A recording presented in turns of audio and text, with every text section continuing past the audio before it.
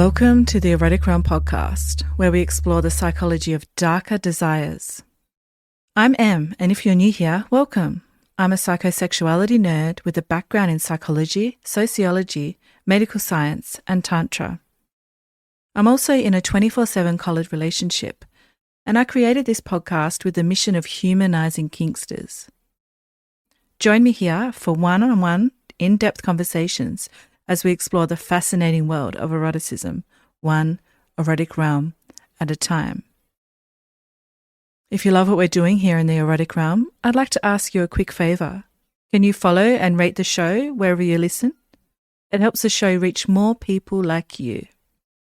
And if you haven't yet, I'd love if you could subscribe to my Substack, Psychology of Desire. This is where I go even deeper into the science and symbolism of desire, archetypes, and erotic evolution. You'll get access to articles, unique surveys and research, and behind-the-scenes access to everything I'm building. Simply visit psychologyofdesire.substack.com. I'll see you there. And now, for today's episode. The following episode is the first in a small series of thematic reflections drawn from the first year of the Erotic Realm. Moments where patterns emerged across dozens of conversations, revealing something larger than any single story. This particular episode begins a gendered arc. Across the season, a striking polarity appeared. Women were not asking how to gain power, they were asking how to yield it. Men, in contrast, were asking how to hold power well, how to dominate with consciousness, integrity, and care. Throughout the season, women sought freedom through yielding, and men sought meaning through wielding. But this particular episode is about women. Again and again, women on this podcast spoke about submission, not as weakness, not as erasure, and not as contradiction, but as choice, as sovereignty, as an embodied erotic act of trust. From feminist slaves to sacred submissives, from postmenopausal awakenings to trans and queer expressions of surrender, a shared truth emerged. Yielding can be an expression of power when it is chosen. This episode explores feminist submission as a reclaiming of the body, of desire, of agency, and as a refusal of the idea that strength must always look like control. Because yes, women can have power and exchange it too. Enjoy. To, stand up for myself.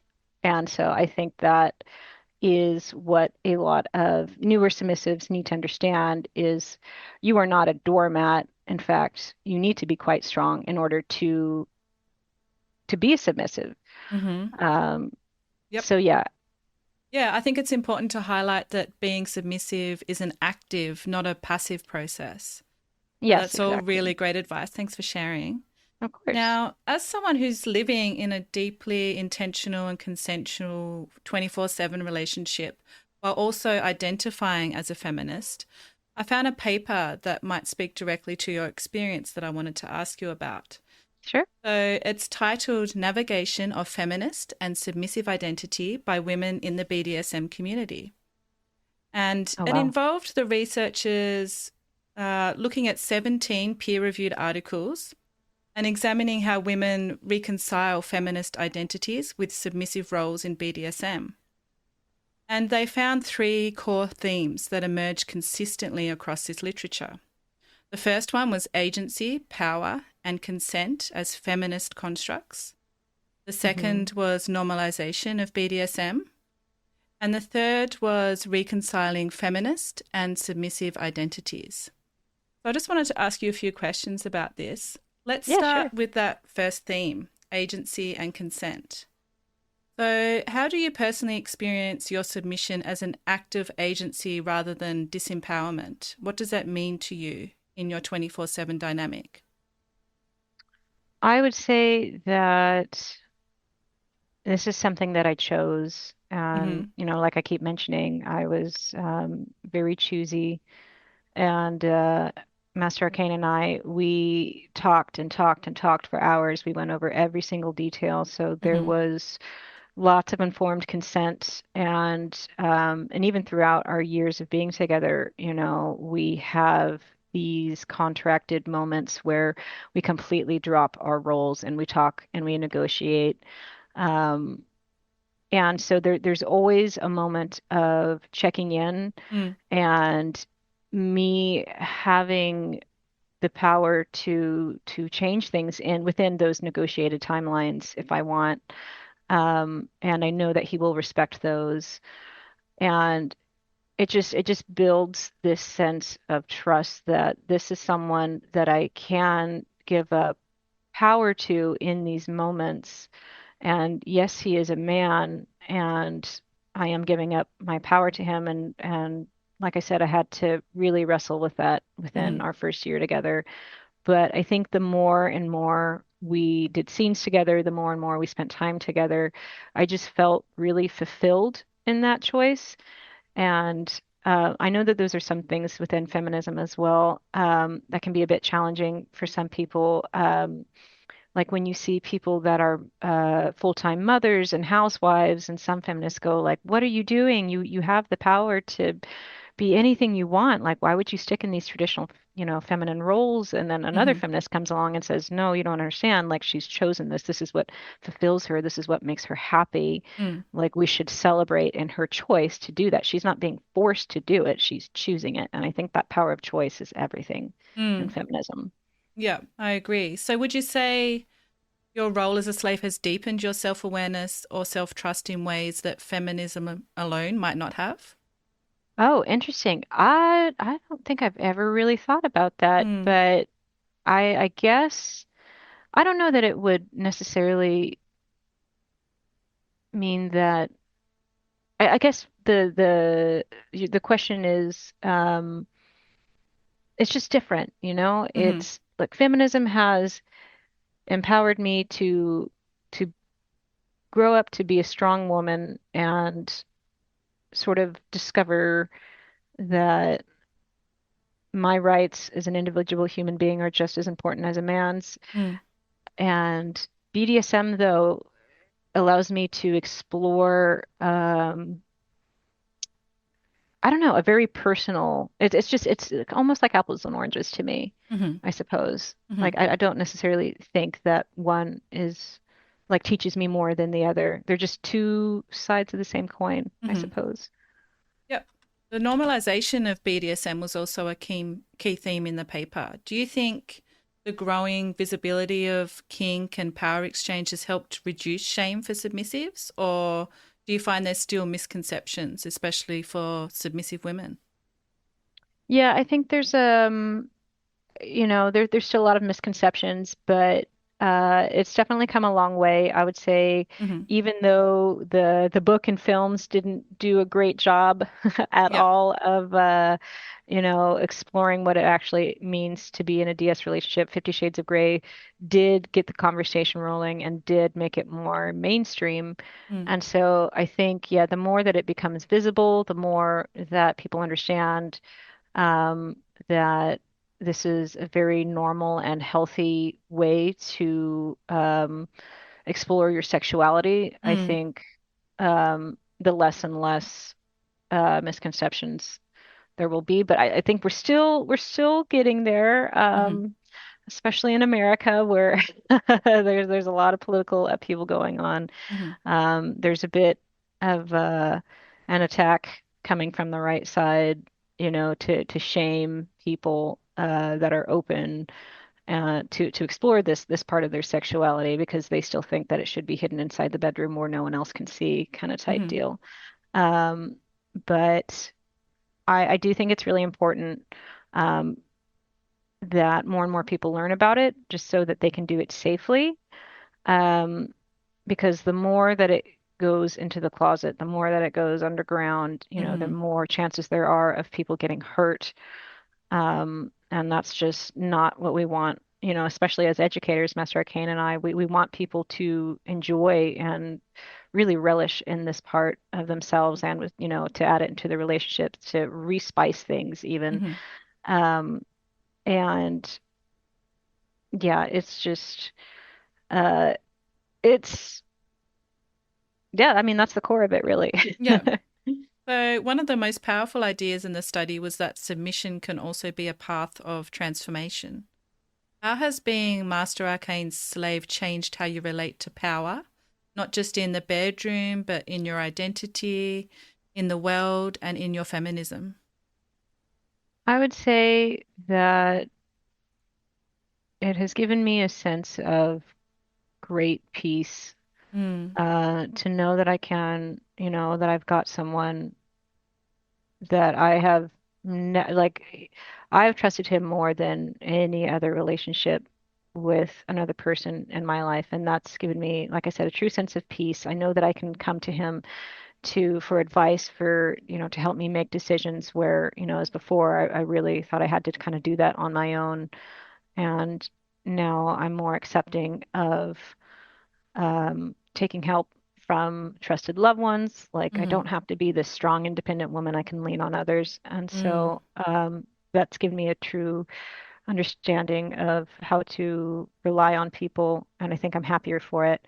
But I would also say that it's given me a lot of confidence. Um, it's a bit of a struggle, as I'm sure you know, as a woman, to walk that fine line of, um, you know, do we be this badass bitch or do we be this, sweet mm-hmm, feminine woman? And it's sort of this weird bouncing of back and forth. And it's just nice when, because I can overthink so many things. And when our Master Arcane says, um, like, if someone treats you poorly, be that badass bitch, right? Like, who cares mm, what they think? You don't have to be this sweet and kind girl. Like, be an asshole to them if they're an asshole to you. And I'm like, you know what? You're right. And so just knowing that I have somebody in my corner all the time, um, it's really nice. And he gives me that permission. And I don't even have to think about it. I just think I'm protecting my master's property. Like, mm, don't mess with me, right? mm-hmm, So I don't have to worry about like, oh, is this, am I being a cold woman? Am I being too much of a, am I being too, too much, too aggro? Am I, representing other women well? And it's like, I don't even got to worry about that anymore. I'm just going to be me. beautiful. Now, you've said that you love being Arcane's domestic slave. What does service mean to you on a day to day level? Service on a day-to-day level just means helping him out with uh basic household needs. So I happily cook and clean and do all those sorts of domestic chores. There's something really relaxing about it, but I would say the biggest part of my service to Master Arcane is using my brain and using my creativity to help him in his business, Mm, and helping him problem solve, even helping with clients. And so that's been quite an experience.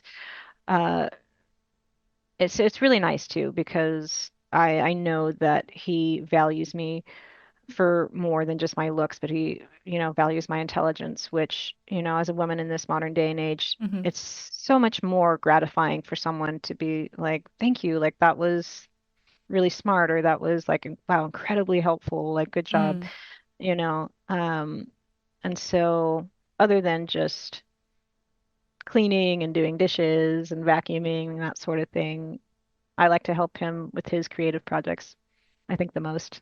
mm-hmm. So that's the really like fulfilling stuff there. And what about rituals? Do you practice them on a day to day basis to help you anchor into your submissive headspace? Um, I think they've just become so background now. Yeah, we have a couple of what we would call micro rituals. And so one of our morning routines is that I make Master Arcane breakfast and get him his vitamins. And I'm just so like used to doing it at a certain time. Like we wake up, we make coffee and tea together, and then after about an hour or two, He asked me to make breakfast, and I immediately get on that. And there's other things too, like one of them is I have to ask permission to use the restroom, and that's so deeply ingrained into my daily routine now that it's actually a bit of a chore when I'm not with him and I'm with other people. Like when I have to go to the bathroom, I literally have to mentally stop myself from being like, "Can I go to the bathroom?" And I'm like, never say that out loud. Luckily, it's never happened in our 10 years of being together, but that's just how yeah, deeply ingrained these rituals become, so much so that it's just second nature almost. And another thing that I'm actually really grateful for is because I am ADHD, it can be kind of hard to get into these kinds of habits. And so, one of the habits that I'm really, really happy that I've picked up is I used to be absolutely terrible about doing dishes. Oh gosh, they're the worst. And it's become a bit of a ritual now that after I make dinner and we're finished, I gather the dishes. And one of the rules of the house was, before we go play video games together, I want the kitchen clean. And so I don't even worry about it now. I just do it automatically.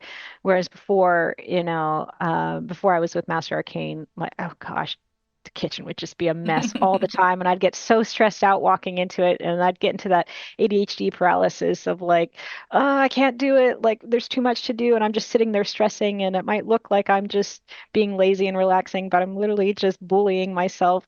So it's just this awful, horrible thing.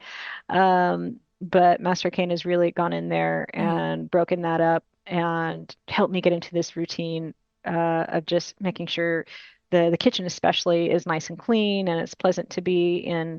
And I don't know. I love those sorts of things that have become a natural part of our relationship.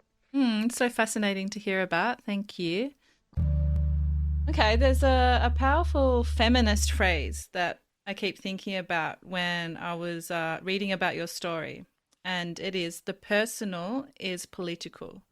And it was written by Carol Hanish, I hope I'm pronouncing that Hmm. right, a radical Hmm. feminist and civil rights activist who, in a 1970 essay defending consciousness raising groups, her point was that the issues we experience in private, such as sexism, body shame, pleasure denial, aren't just personal struggles, they're political.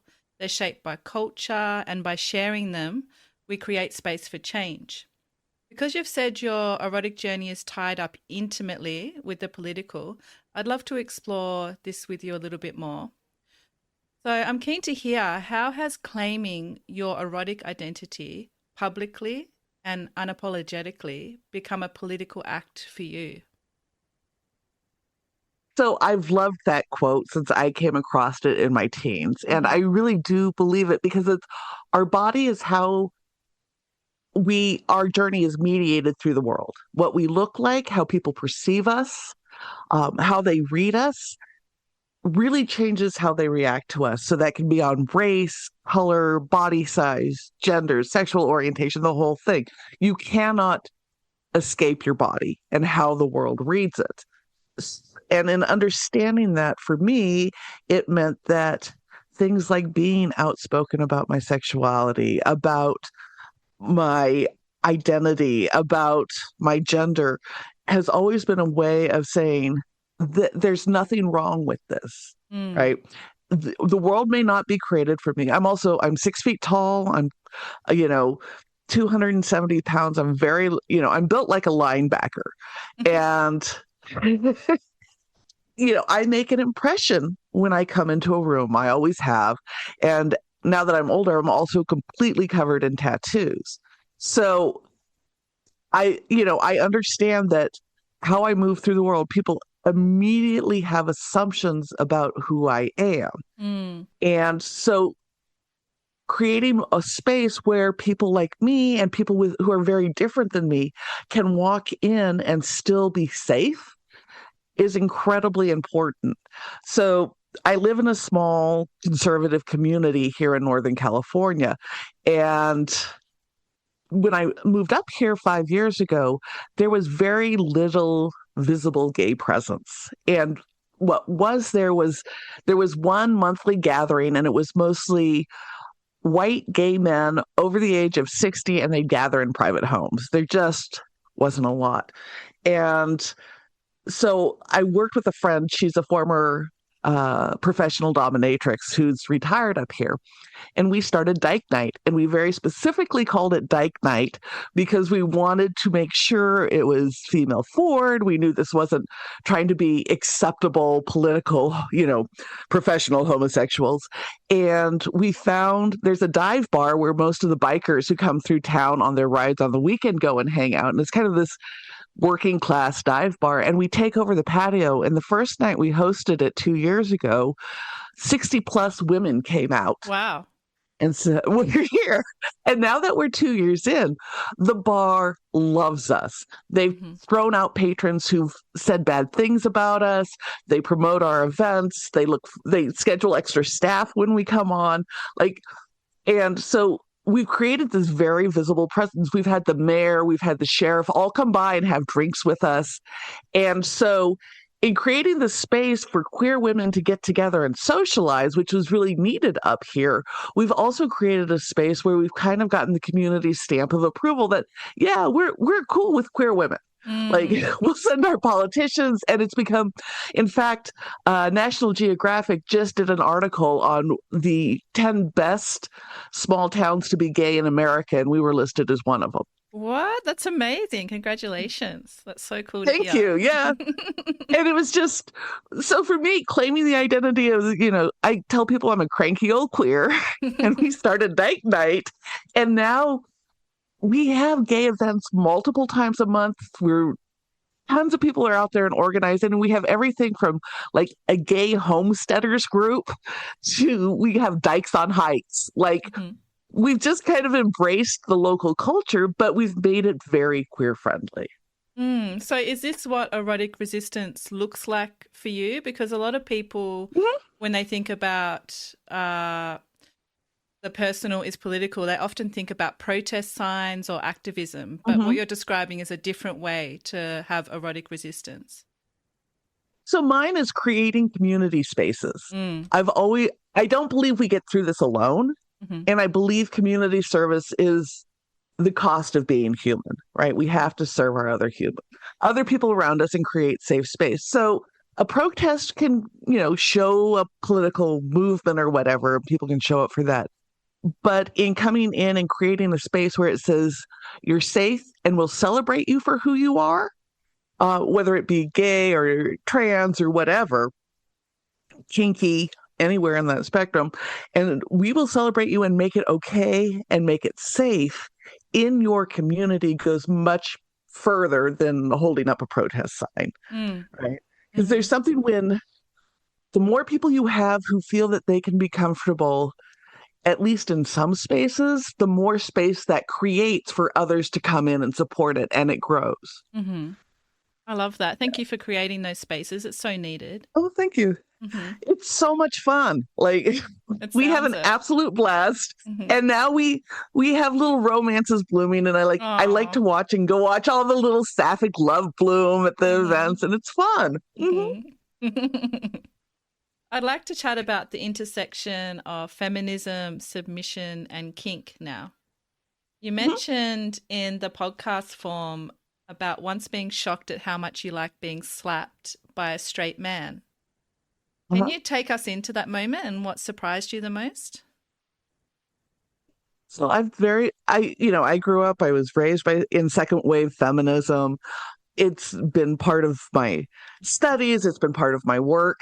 And at the time when was it? It was the mid 90s. I was in graduate school. And I was dating this straight guy, and he was very into kink, and he slapped me in the face one day, and I thought, oh, I kind of like that. And the feminist brain in me is like, there's nothing that should like being slapped by a straight white man, especially in an intimate moment. Because of what that exemplifies and how it's tied to intimate partner abuse and everything. But in understanding that this was consensual, this was negotiated, this was desired, it was like, okay, I can do this for me. But it took a while to get comfortable with that. Dating straight men, I've always identified as bisexual, but dating straight men is generally fraught. It's difficult to find one that is very aware of how much privilege that comes with, and they just think differently. Mm-hmm. And so it took a while to get comfortable with it. And I won't say I'd be comfortable with any man doing it who I was in a relationship with. Mm. But within certain dynamics, I can find comfort and pleasure in that because I understand. And as long as I know my partner understands how it fits into that traditional narrative and why what we're doing does not exemplify that, is important to me. Mm. So would you say that slap was the beginning of your submissive journey, or were you already exploring that side of yourself? Oh, I had been into that side of myself for at least 15 years at that point. Yeah. So what was that I mean, discovery like for you when you discovered your submissive side? Can you take us back to that point? I was 13. Oh, wow. Uh-huh. I I was dating somebody and we'd go on these mountain bike rides and then pause in the middle of it and go, make out or whatever, teenage fumblings in the middle of the woods. And I discovered I liked getting tied up and I liked getting fisted. I had been fisted before I had, vaginal sex. Wow. And again, I thought this was just normal discovery. Doesn't everybody get tied up at 13? Doesn't everybody get a pair of handcuffs at 14 for their birthday? And it felt like my mother tongue. It was something very natural and very in tune with who I am. For those who understand the Enneagram, I'm definitely a 2, the helper. And so submission is kind of baked into who I am, and helping and service. Like, God love it. As much as I have been a career woman, things like polishing my silver makes me really happy. Mm-hmm. And I enjoy housework. I enjoy gardening. Like that tending and that care really is pleasurable to me on so many levels. Mm. What would you say to a feminist who might be listening to you right now and is thinking that they might be submissive towards men, but they feel conflicted about it? I'd say, 1, the conflict is completely normal. And 2, explore it for you. That doesn't mean you have to explore it with a male partner. You may want to just explore it on your own. And you have to figure out what is going to make that okay for you. Do you want to play with the taboo of that? Some people find it very erotic to play with the taboo. So you're a strong third wave feminist. Great. How about you wear an apron with nothing else on and serve them dinner? Right? And understand what you're doing to subvert that structure, right? And that historic context. And if that works for you, that's fantastic. For me, I have to be with a partner who sees me as an equal on the day to day.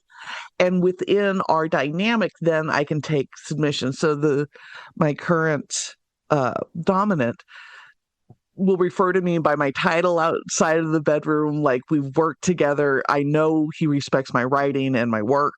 And then I will do the dirtiest, least feminist things in bed with him.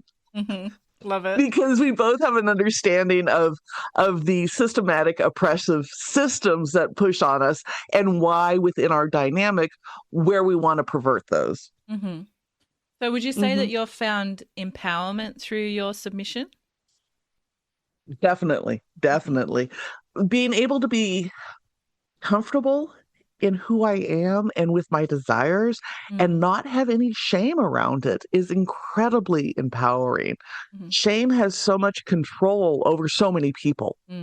And so to be able to say, no, this is who I am and I am totally okay with it is incredibly freeing because I don't worry about somebody finding out. Like, my parents know this is my daytime job. I was in the food co-op today and ran into somebody who I hadn't seen in several months. And I asked her how she was doing, and she said she had just come back from a colonoscopy. I said, well, I hope you get the results back. She's like, yeah, we're just working it out. She's like, my hemorrhoids are awful, and I'm telling my doctor how I want things shoved up my bum, but the hemorrhoids are in, not working. And I'm thinking, this is because I'm really out with who I am. I'm having this conversation as we're looking over the organic fruit section. Mm-hmm. But to have somebody who's just like, I haven't seen you in 3 months, but yeah, I've been talking to my doctor about getting things shoved up my bum with hemorrhoids. I'm like, okay, so clearly we're comfortable here. I love it. How do you define feminine or female supremacy in the context of kink? And what makes that dynamic feel sacred or powerful to you? Well, I mentioned really that I have a kink for subverting a popular narrative, and the United States is definitely a patriarchal society.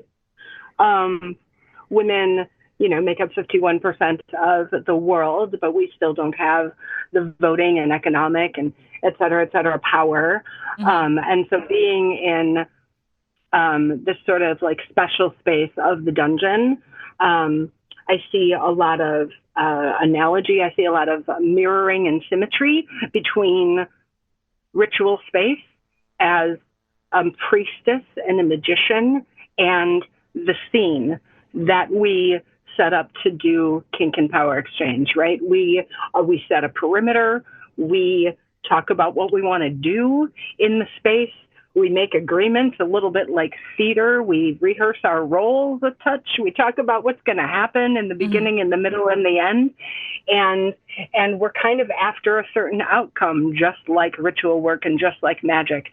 And so to me, there's an inherent overlap of ritualism in doing BDSM. Because you have to come to it with your intent. You have to sort of know what you want out of the scene before you even begin, and sometimes before you begin the conversation.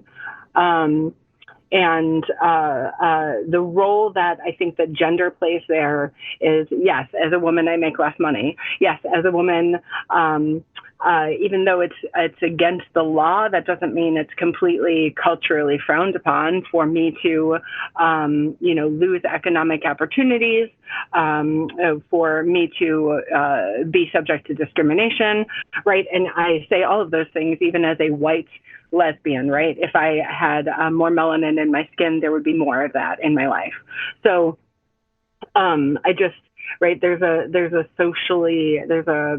social justice component of it to me. And yeah, so I don't know. I think that the space is really powerful to explore who you are, and it turns me on to have men subservient to me, right?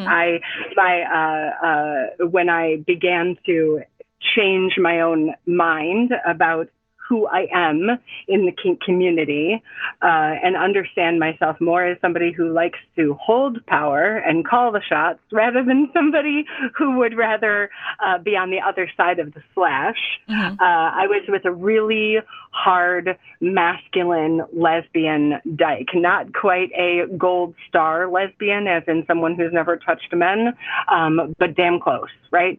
Heavy boots wearing, worked in the trades, I mean, sort of a stereotypical lesbian. And she had been in the leather community for a long time and was also indigenous. And so I learned a lot about, land sovereignty and things of this nature in that relationship. And so, I think that the way that we live our lives outside of the dungeon absolutely influences how we show up in the dungeon and vice versa.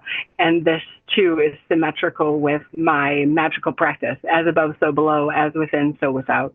So beautiful. I'd love to get more into the magical stuff a bit later. For now, I want to hear more about the female supremacy that you're speaking about. So one of the traditions on the podcast is exploring a quote's meaning with you.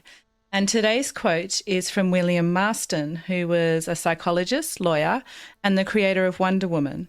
But what many people don't know is that he was also deeply fascinated by power, submission, and feminine supremacy. So he developed the disc theory of human behavior, which explored dominance and submission, concepts that are incredibly relevant to BDSM dynamics today.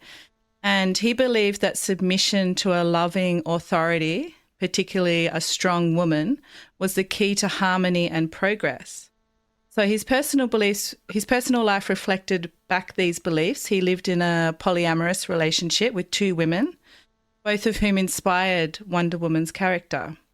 His comics were filled with themes of bondage, surrender, and erotic power. So his work was a fascinating intersection of psychology, feminism, and kink. The quote from William Marston I want to ask you about is, "Gone is the Pollyannish view that women are the source and fountain of masculine virtue, their birthright and destiny, therefore, justifying masculine authority and supremacy." So in this quote, he's challenging traditional gender roles, thereby questioning male authority and supremacy. How does this perspective resonate with your views on female supremacy within the BDSM community? And how have you seen these dynamics play out in your own experiences? Oh, that's fantastic. I didn't know that much about the author of Wonder Woman. I just know that was there were. I grew up in the 70s, and there were like play pajama sets, play nighttime wear that you could have, and my Wonder Woman underwear were my very favorite. Right when I was 6. And I love the Linda Carter version. So that's really, really wonderful history for me. And as a poly person, we haven't even delved into my non-monogamy the non-monogamy components of who and how I operate in the kink community. But like, that's fantastic. He also was a bit of a pioneer in that way, being published as a non-monogamist. So that's great. I think that the way that I see female supremacy and male submission here in the United States often looks like clothed female, nude male type parties. I enjoy it. I love to see a man clothed or otherwise in a role of, yes, indeed, like devotion and servitude, and subtracting the humiliation. I know that a lot of straight guys come at it with this space of like, I am small, I am a worm, I am a dog. And I really like, you are a king, right? You are a fully grown man who is choosing to bow your head. And that's really gorgeous, right? As gorgeous as it was for me as a mouthy, loud femme to bend my head before anybody, right? An empowered choice is really lovely. So, today I identify as a top leaning switch, and today it does bring me a lot of erotic power to subvert the masculine, even within my lesbian relationship.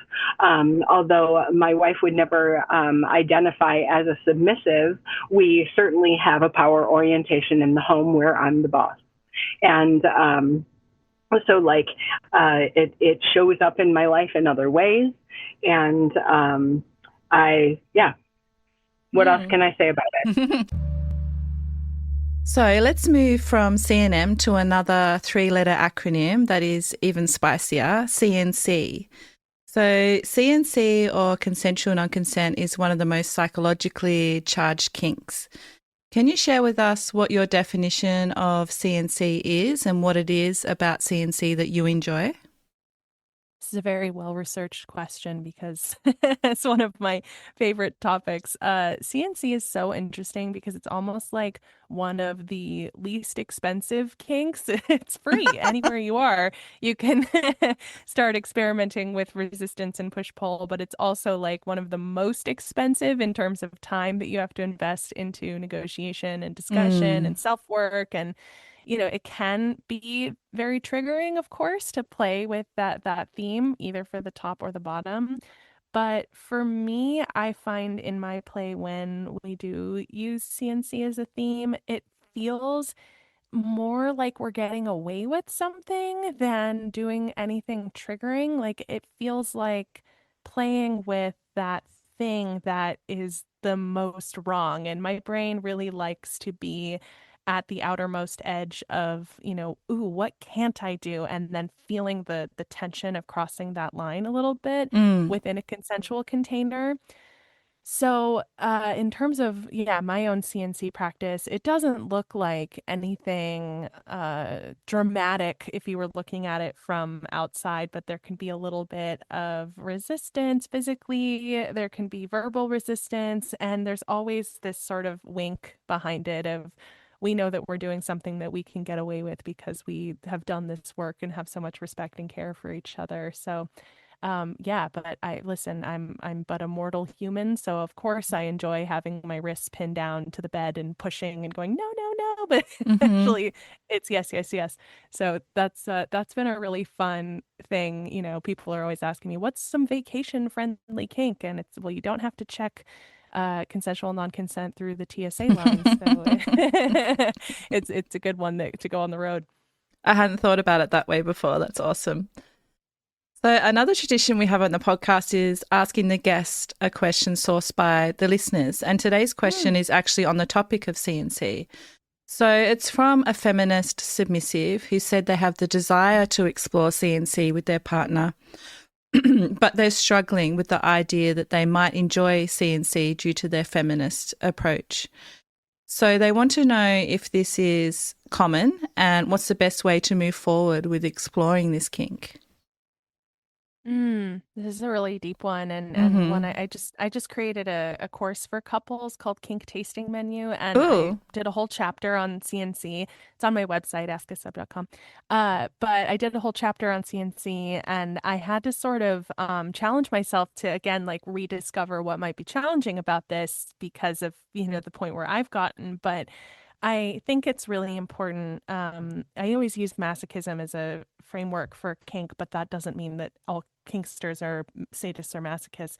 But in the same way that consensual masochism isn't violence, violence is something that happens to us non-consensually, and masochism is something that we deliberately negotiate and enjoy. It's the same thing with CNC. You're not normalizing non-consensual sexual encounters. You're creating one together that is more of a play acting around that boundary that you're told your whole life, don't cross that boundary. It's very like, don't touch that, don't go in the candy jar, don't go in the candy jar. So if you have, don't do that, don't do that, don't do that in your head, it's like how if you tell a toddler, don't go over there, all they're hearing is go over there because, so it's sort of, you have to have compassion for your mind, especially as a feminist. If that's really baked into your identity, you're going to start feeling interest in the taboos that sort of define your everyday ethos, because once you get into the sexual realm, these things start to change. So it's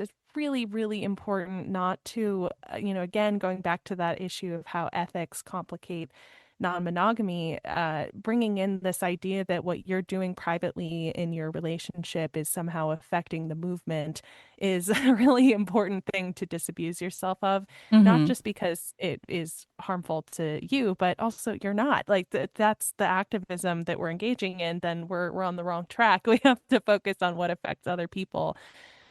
So if you find yourself liking it, congratulations. It's a really deep place to explore.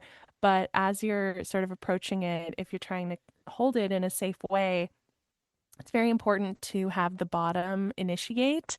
I think that's sort of my overarching advice for anybody wanting to get into this. So as you're going into maybe a sexual encounter or a kink encounter, whatever's happening, the bottom should sort of lock eyes with the top and have the twinkle in their eye and start to go, no, because it's not, no, no, no, stop. Like that's never really the tone for anybody's CNC that I know about. It's a playful no, and it's inviting everybody into a playful zone where we're tapping on the glass of that boundary that we've been told never to cross. And if the bottom initiates, then you're in a gentler approach than if the top is just suddenly goes off script when the bottom isn't ready for it. You also label yourself as a masochist and a feminist. And there are some people out there who suggest that you can't be both. They might say to surrender to another person or give up control is an anti-feminist idea. Can you speak to this? And what do you say to those people that have that belief? So, first of all, any belief that is so hardline that it doesn't consider the nuances is one that sometimes feels a bit wasteful to engage with, because if you've already developed that belief system without thinking more deeply about the subject, then you're not going to engage with me when I actually engage with you on the subject. That being said, this subject is extremely important to me and something I talk about frequently when I teach as well. So, like, one of the things obviously, we talk a lot about how when somebody chooses to submit or to accept pain or relinquish control to another person, they are making a choice, and that choice in itself is what makes the action feminist, let's say feminist. But in actuality, it's not just the act of making the choice, it's also realizing the environment in which you make the choice. So, for example, when I was younger and I had male partners, I would engage in like domestic servitude, which meant sometimes cleaning their apartments or like cooking for them and things like that. Now, in and of itself, that was just an erotic act to me. But in context of the relationship, if there were men who felt they shouldn't have to do that because they are men, my submission would not engage with that kind of person. Or if there is a person who is like, I have a child now, and the child lives with me and his father, so I'm his stepmother, and he lives with us and his dad.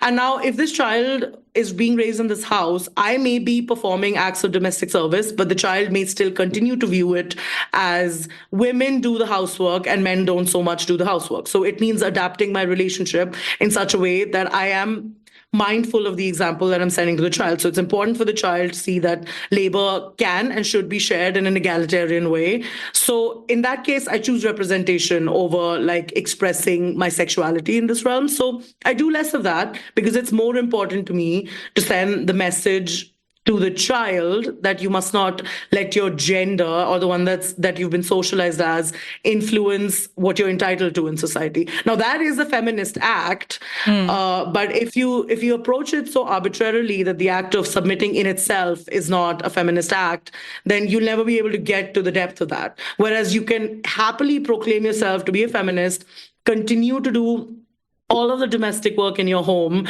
simply for the reason that you are not employed and your partner may be. Now, is that a feminist act or not a feminist act? I wouldn't engage with it in the same arbitrary way that people who make this argument tend to engage with this subject. Yeah, thanks for sharing your journey from dominance to submission and your growth as a person. I wanted to get into that a little bit more because in the pre-podcast form, you mentioned that your submissive side emerged through a difficult, even somewhat abusive relationship, and that you had to navigate a conflict within yourself between empowerment as a feminist and your desire for consensual domination. Can you tell us more about that process? Yeah, and that's where I realized I was getting like into that part without, that's like it's such a layered thing. So I think what occurred, and I think that this is when you're experiencing these dynamics, but not in a kink informed, BDSM informed way, and you're not playing out scenes, you're just like living these things. And so the person I mentioned who was very dominant, he's very powerful, like he was a powerful person in the community, and he just commanded our relationship in a way that was, at that time in my life, extremely alluring and comforting. It felt like being just lifted and floating. Like I didn't have to think. I mean, it was like subspace all the time, right? And the way that he took care of me was incredibly beautiful and liberating. What also was the case was that he had a very bad temper, and often these flare-ups between us would turn violent. And the violence sometimes turned sexual. And that was what was so disturbing to me, because I identified as a feminist, because my mother was a survivor of domestic violence, that I enjoyed these violent sexual moments while at the same time despising them. And I think it caused me to despise myself, to despise my partner. And it was just really confusing to be in that situation, to enjoy something while at the same time being ashamed of that enjoyment, and being, working out how I can be someone who hates domestic violence and yet is participating in it, willingly in some sense, right? And I mean, looking back on it now, it's like I don't know that these moments would have been quite as powerful if they had been consensual. And I think that that's kind of where um, kink sometimes doesn't work for me, because I think sometimes I need that, like, the natural aspect of a moment to really take me away and really be meaningful for me. But, I think so. At that time, it was my early days of writing, and I started to work on a piece that is called Fucking Like a Feminist. And I began to kind of unravel what I was feeling, and interviewed some experts for that piece. And they ended up being, of course, like kink experts and BDSM community, who shared so much about how feminism and submission can coexist, and how being submissive is the ultimate trust with your partner. Of course, these things were missing from my relationship, right? And at that time, because we had gone so far into the dark place, I don't think it was possible for us to then communicate, like, yes, part of this is actually really good and enjoyable, but there's part of it that's not okay and needs to end. And ultimately, it was a relationship that I escaped from, but it was incredibly damaging, I think, after the relationship, because I mourned the loss of my dominant, even though this was not an established, healthy dynamic.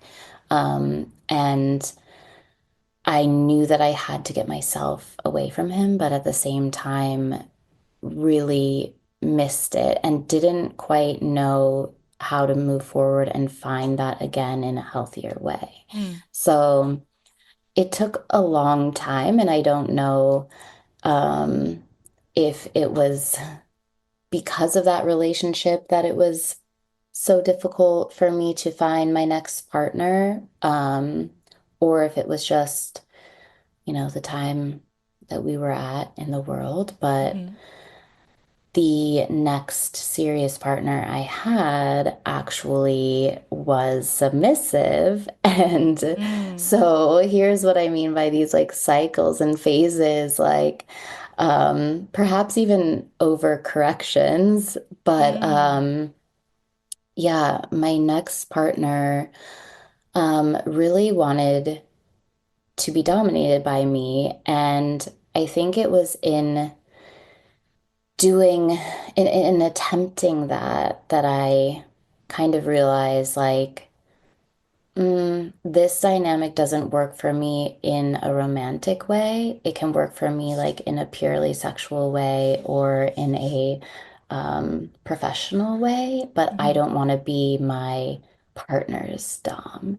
And so that was really that was an interesting discovery, and it was also at a moment in time where it was actually Trump's first campaign season in the United States, and myself and many other women, I think, were feeling incredibly angry at the patriarchy and that we were being dragged through the media circus and the sexual assault trauma and all of this stuff is happening around his candidacy and ultimately him winning and then putting Kavanaugh the Kavanaugh hearings where he was accused of sexual assault and then became a Supreme Court justice. So there was a part of me that really wanted to channel that anger into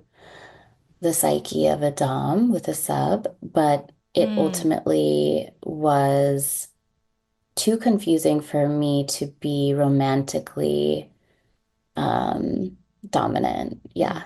Mm. Wow, thanks for sharing about such a vulnerable part of your past. I'm sure there are a lot of listeners out there who may resonate with the incredibly confusing issue of domestic violence versus consensual kink and how to disentangle that trauma. And then on top of that, also how we can be feminist and submissive. There's a lot in there. I'm curious about how has reclaiming dominance and submission on your terms shaped your understanding of personal power and erotic identity today for you? Well, I think that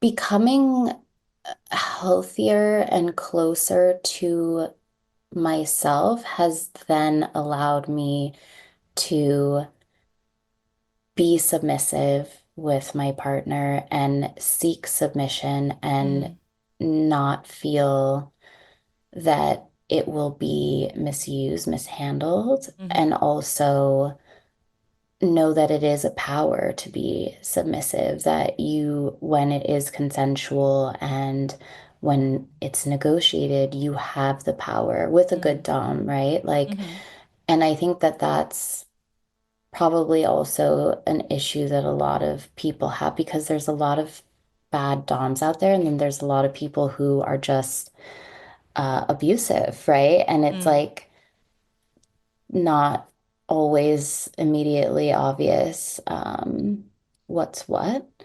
But I think that honestly, getting older, getting closer to myself, and just not feeling so in need of validation or love. And, that's not to sound like, but yes, self-love is a big thing. And I think that one way that I really try to empower myself and have felt empowered is by loving my body and by giving myself pleasure. And by doing that for myself, it's then a lot easier for me to both accept and ask for that in sexual situations with others. Um, I think that's a big thing. And I try to lead people into that with my work as well. I think a lot of my erotic awakenings or epiphanies have come through erotic journaling and rewriting encounters that I've had and enjoyed.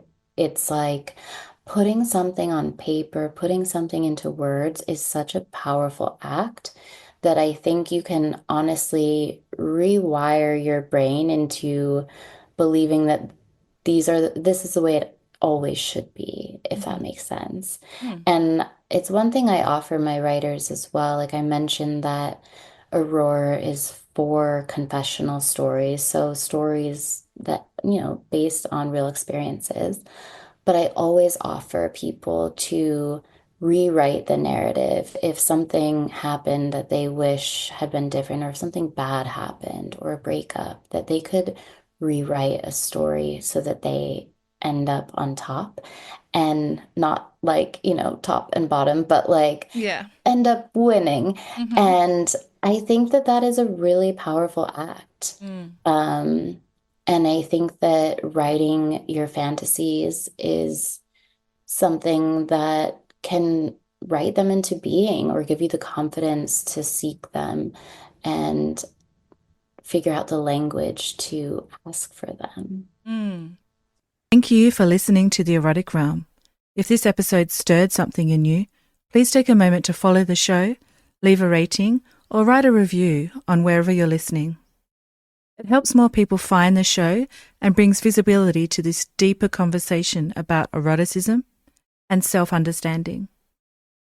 I'd also like to invite you to dive deeper into the psychology of desire, including my writing, research, and upcoming courses over at psychologyofdesire.com.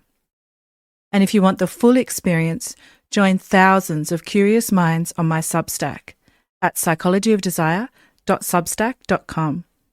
This is where I release the Psychology of Desire case files, behind-the-scenes thoughts, and intimate reflections every week, plus more. Until next time, stay curious, stay embodied, and keep exploring. Also, as always, stay perverted.